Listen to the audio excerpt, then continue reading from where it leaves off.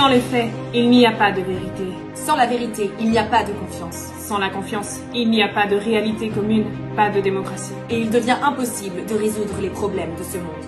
Le climat, le Covid et la bataille pour la vérité. Et Catherine. Passons pas. Bonjour à tous et bonne année, bonne santé, important la santé. Pour faire un peu le point sur 2021, Donc je voulais vous parler des prix Nobel de la paix. Le prix Nobel a été pensé par Alfred Nobel. C'est lui que vous voyez sur l'image. J'espère que ça marche bien. Alfred Nobel était un savant suédois qui a inventé la dynamite. Il a demandé dans son testament à ce que soit créée une institution pour remercier chaque année les personnes ayant rendu de grands services à l'humanité dans le domaine du savoir ou dans les sciences. Depuis 1901, 5 prix Nobel sont remis chaque année. Prix Nobel de la paix, Prix Nobel de chimie, prix Nobel de physique, prix Nobel de littérature, prix Nobel de médecine. prix Nobel de vidéos YouTube et Instagram. Non, pas Et vraiment. petit point cool, le testament précise que la nationalité des savants ne doit jouer aucun rôle dans l'attribution du prix. Aucun. Et cette année, nous avons eu 2 prix Nobel de la paix. Allons bon Le premier nous emmène aux Philippines.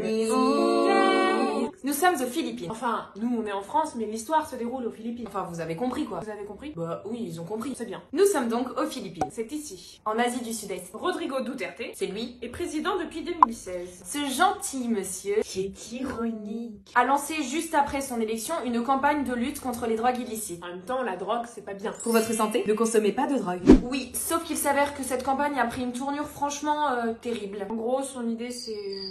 Bon, je pense qu'on peut aller dans le vif du sujet. En gros, son idée, c'est de tuer les vendeurs de drogue et tous leurs clients. Yes. Depuis le début de cette guerre contre la drogue, plus de 30 000 personnes ont été assassinées. Et le gouvernement philippin compte seulement 6181 morts. Le pire dans l'histoire, c'est que la police est encouragée à tuer sans qu'aucune enquête ne soit menée ensuite. Le gouvernement donne une prime aux policiers qui assassinent et pas à ceux qui arrêtent les drogués. Donc vous imaginez bien qu'ils s'embêtent pas trop. Il n'y a clairement aucune justice la plupart du temps. Et ça se passe dans les quartiers les plus pauvres, les bidonvilles, où les gens n'ont souvent aucun moyen de se défendre ou de se faire entendre. Mais comment on peut en arriver là? Il faut savoir qu'une majorité de la population adule Duterte parce qu'il aurait rétabli la sécurité dans le pays. enfin à quel prix? Surtout parce qu'il a un pouvoir immense sur les médias et que les réseaux sociaux sont bourrés de fake news. Ça veut dire fausse nouvelle en anglais. Meuf, mon grand-oncle est mort, c'est le Covid. Ah non, impossible. Bah si. Bah non, ils disent dans les nouvelles qu'il n'y a aucun cas de Covid aux Philippines. Sachez aussi que les Philippins sont la population qui passe le plus de temps sur internet au monde. Et surtout sur les réseaux sociaux. Et oui, ils y passent environ 11 heures par jour. C'est énorme. Meuf, tu fais quoi aujourd'hui? Bah je pensais passer 6 heures sur Facebook, 4 sur Insta et 2 sur Twitter, mais j'ai des courses à faire donc j'aurai pas le temps pour Twitter. Ah ouais, chaud. Alors, quand t'as un gouvernement sympathique qui t'envoie des fake news sur Facebook toutes les 5 minutes, Des fake news qui la plupart du temps appellent à la haine et la violence contre l'opposant. tu m'étonnes qu'on se retrouve avec une histoire comme celle-ci.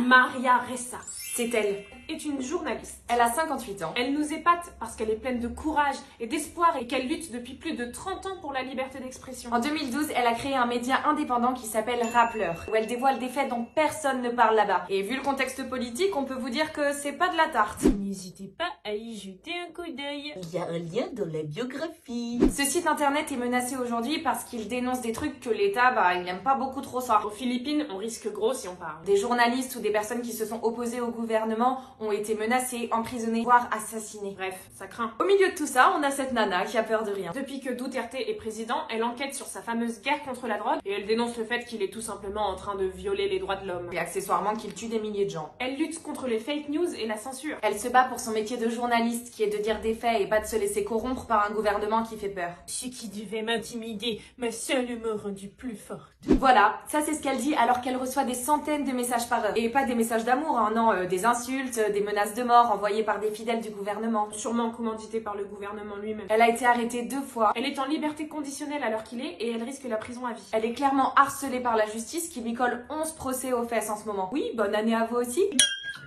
Ces périodes où c'est le plus difficile, ce sont les périodes où c'est le plus important. Mais ce n'est pas de vous. Mais non, ce n'est pas de Ah vous. bah non, c'est encore d'elle. J'aurais pu le dire aussi. Donc, comme vous l'aurez compris, aux Philippines, c'est la mer. Mais Le point positif, c'est qu'il y a des gens qui se battent et qui gardent espoir. En mai 2022, les Philippins voteront pour leur prochain président, donc c'est d'autant plus important que les journalistes se battent pour dire la vérité. En ce moment, la Cour internationale pénale est en pleine enquête et inculpe Duterte pour crimes contre l'humanité. C'est donc un bel encouragement et un hommage à tous les journalistes que d'avoir attribué le prix Nobel à Maria Ressa. Dans notre prochain épisode, on vous parle du 2e prix Nobel, alors ne ratez pas ça. Le format court de nos vidéos nous empêche de rentrer dans les détails, mais on vous laisse des liens en biographie, notamment le magnifique discours de Maria Ressa quand elle a reçu son prix. N'hésitez pas à y jeter un coup d'œil. Comme ça, vous vérifiez qu'on vous donne pas des fake news Ou des fausses nouvelles. On a hâte de vous retrouver et en attendant, un grand merci. À Maria, à tous les prix Nobel de la paix, à tous ceux qui gardent l'espoir, À ces gens-là. Merci à tous et à toutes d'avoir regardé cette cette vidéo. N'hésitez pas à vous abonner.